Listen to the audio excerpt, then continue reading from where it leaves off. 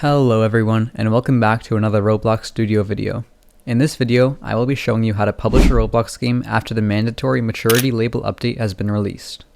The first thing you are going to want to do is open your finished game and click File on the top left. After that, click Save to Roblox, and here you could enter your game's name, description, change the owner from a player to a group, as well as adjust which devices people have to be on to play your game. Upon clicking Save, Roblox Studio will reload. Go back to File and click Publish to Roblox. Once your game is published to Roblox, go to your browser and head over to create.roblox.com. Find your game and click Manage Experience. Scroll down until you find Maturity and Compliance and click on it.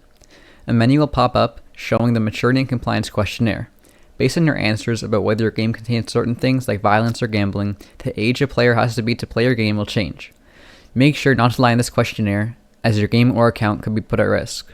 This questionnaire is mandatory in order for anyone to play your game. Once you complete the questionnaire, your game should be ready to play. If you ever want to update your game, make sure to go back to Roblox Studio and click Publish to Roblox so that players will see the changes that you made in Studio.